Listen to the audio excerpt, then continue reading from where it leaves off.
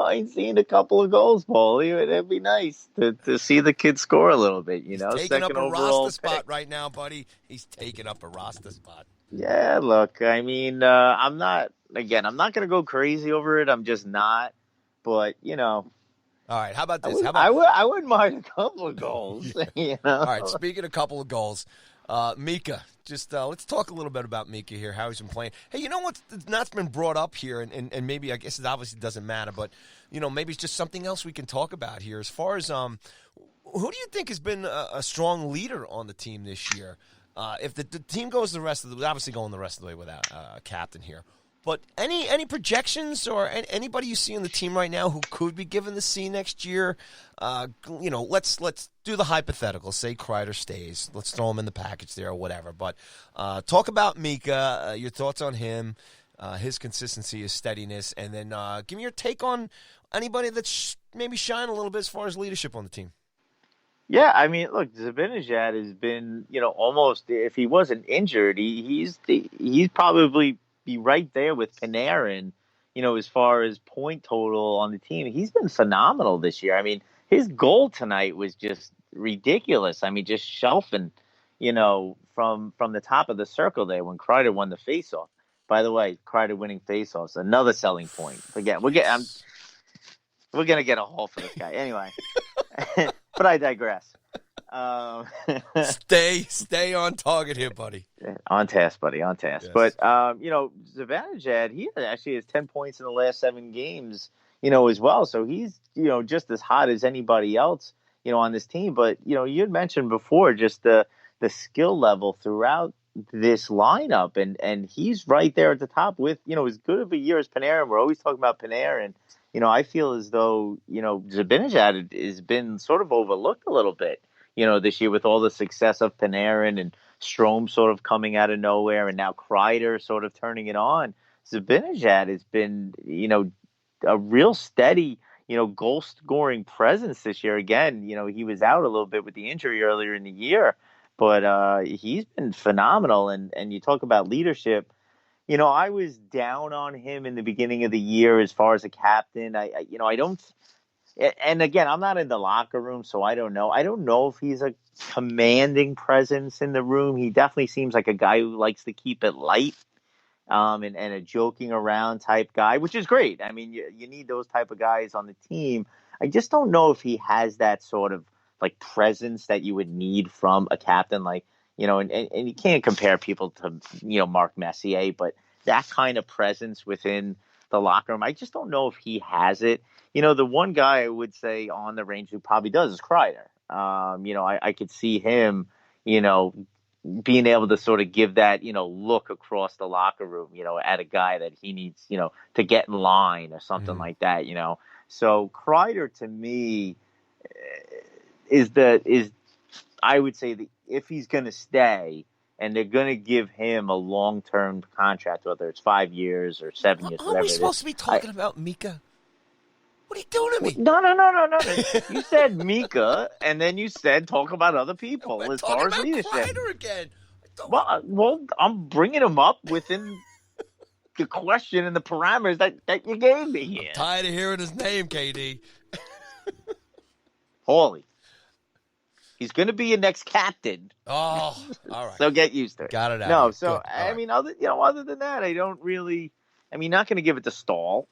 Why not? So be a nice nod before they put his number up in the rafters. I was going to say captain in the press box next year. Ooh. So it's true. He's not going to get much playing time next year. So, for me, I think it comes down to, again, obviously it has, if Kreider isn't traded away, I mean, to me, it's got to come down to those two. I mean, I can't even, Panarin, I don't know. Trouba, maybe he may be a guy that you can go. I just think Kreider is the guy if he's around. I just don't see anybody else being it. He has to, if they re-sign him to a long-term deal, he has to be the captain. I just don't even think there's a question. Yeah, no, I think it's a good call. If that eventually does happen and they do decide to hang on to him, I mean, he's got to be the leader to become the leader. My money's on Trouba eventually. just because I just think down the road. I mean, he's just getting started here with the team, but I just think he's going to evolve into that guy. But we'll see what happens. It's so far down the road. But I mean, as far as the team, off the ice, outside of Anderson, they're pretty boring as far as nobody's causing any controversies. We don't have any Averys on the team anymore, and they're all pretty much company line guys. You don't see anything, you don't hear anything. Even this whole you gotta commend Georgiev and Hank too. You don't really see too much of they could probably speak their minds to things, but you don't see any of that stuff. So they're kind of like a model franchise here as far as the whole team is concerned. Everybody's kind of with all the line changes, with all the ups and downs, the back and forth, and we've seen it too. And I think it's a great thing about the team when they do score, the camaraderie on the team. So I think collectively as a team regarding leadership and cohesiveness. Everybody kind of finding their way, the young age, the second-year coach, the system. I think we should be pretty proud of this team as far as, hanging in there. And now with all the trade stuff that's going on, too, they're really quite impressively handling themselves all pretty well. I don't think anybody's causing any trouble. I don't think, DQ hasn't have to really bench too many guys too many times as far as, the Quinn bin and everything. It's been here and there, but it hasn't been a steady storyline as far as the team is concerned, every week. I think myself, too, noticing Quinn, too. I mean, I think he's really he's progressing, man. I think he's really developing into a pretty darn good coach. And I think eventually down the road when the assets do kind of all come to fold, I think he's going to be quite all right here in New York, and I think the one thing that we were concerned about, I brought up too, is the spiral and everything else. But so collectively, just stepping back and thinking about the whole thing right now, without a captain and everything else, I think the whole team has been pretty darn impressive, and I think we should be proud of them as far as the way they've been handling themselves through all the different storylines and the stagnation of. Having to wait here for the trade deadline. So, what's your take on that as far as the whole team? Yeah, I mean, obviously you had some of the issues early on with Kravtsov heading back to Russia, and actually now that he's back, he's been sort of you meant like a model citizen down there. Actually, I think he's been playing pretty well down there too. I mean, I don't really follow him that often, but I saw some stats today, just that he's putting up some points and, shooting the puck a lot. And you're just not hearing from him, which is good. He's not hearing about him wanting to go back to Russia. So, I think he realized, sort of looked himself in the mirror when he was over in Russia and said, look, if I really want to be in the NHL, I just got to put my head down, work, and I'll eventually get there. So that's good. And again, the Anderson thing seems to have, quieted down and sort of not necessarily worked itself out, but at least it's been taken care of for now, where it's not any kind of distraction. And as far as the current roster and the team, I think that they've all just sort of bought into what's going on right now. They realize that there is a plan in place, and they're all buying into it. Panarin obviously knew what he was dealing with. Trouba obviously knew what he was dealing with when they decided to, sign contracts. I know Trouba was traded here, but, he did sign a contract. So, they understand what's happening here. They're going to be dealing with a lot of young players. They're looking to them to sort of nurture these young guys and take a leadership role in this rebuild. And they bought in. I mean, and when you're dealing with, and I mentioned that Zibanejad is sort of that sort of fun-loving guy, and has sort of a fun relationship with Kreider, and they've sort of had that. They used to have that with like Zuccarello. So I think their locker room is like a real light, sort of joking around type locker room, and that definitely helps when the guys like genuinely like each other. So it seems that's the case with them, because you always see them with their arm around each other or sort of joking around, and giving like Kreider's giving like Zibanejad like piggyback rides off the ice after wins and stuff. So. That stuff's great. So yeah, I think the team is bought in. I think, and that goes to sort of the management, within the team, laying out, look, here's the letter. This is what we're doing. They're being honest about it, with the players. This is what we're doing. There's no, mystery to what's going on. Like, what is the plan around here? Well, the plan is that we're rebuilding. We're bringing these young guys in. We're going to, we may have some lean years here a little bit, but at least these guys know it. They know what they're up against, and that helps. It's, I think it's with the front office being honest with the players leads to less frustration because they know what's going on. They know what direction this team is going in. Does the fan base know what's going on? Does the fan base have let me ask you, does the fan base, are they going to be able to kind of really be serious about this rebuild and handle it? What's your take on that?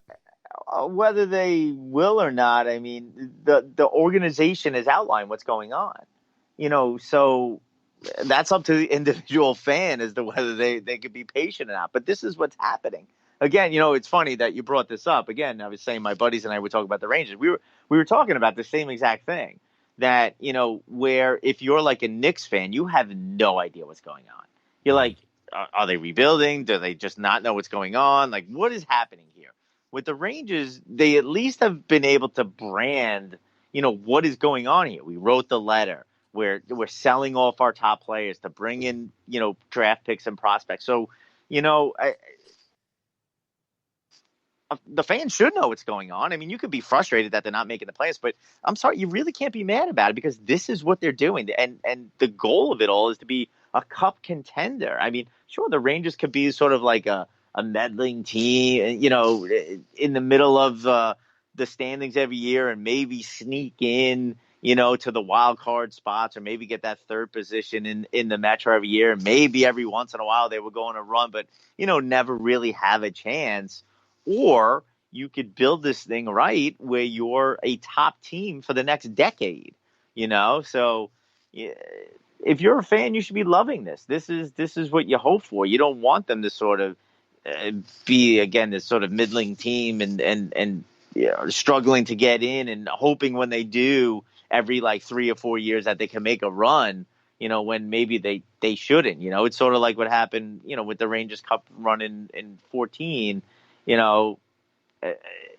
weren't supposed to go anywhere. They sort of caught, magic there with St. Louis and, everything that went on there. And were able to make a run to the Cup. They got, I don't want to say they got lucky, but, no Carey Price in the conference finals there. And it helped out. So you can't just sit around and hope that everything breaks right for you.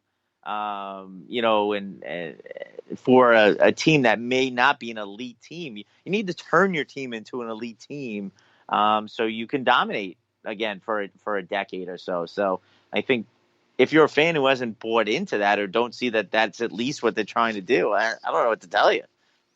Well, the other thing you look at too, the league itself, I don't think is really firing on all cylinders as far as, an elite league, so to say. I've just been noticing too. I mean, I'm looking at the standings here, right? So there's only there's only 5 teams that have hit 70 points, right? And even look at Columbus now is up there at 67. They've gone ahead of the Islanders. And you drop down, to where the Rangers are here, in 23rd league wide. And as far as who's above them, Montreal, Winnipeg, Nashville, Chicago. There's a whole huge pack there, and then, the teams, below them, Minnesota above them. You got all these teams here with the trade deadline here, I guess this will be the fun part. I mean, Rangers aren't the only team that are that far out of the drift here. You know what I'm saying? So there's a lot of teams that are going to cause a lot of trouble for the teams that are up front, up ahead of them. And the gap as far as, where those teams can kind of pull away and cause a lot of trouble, because there's just a bunch of teams that are they're all in the same maybe it's not. It's what I'm trying to say is they're not in the same situation, right? So the Rangers have this unique thing, right? It's a rebuild. They got all these young guys. They got the goalie situation and everything else, but they're right in the pack with a bunch of teams that don't have that same kind of issue. They've got the the Maple Leafs and Vegas, who went to the finals there 2 years ago and everything else, and Nashville. There's been some coaching changes and everything.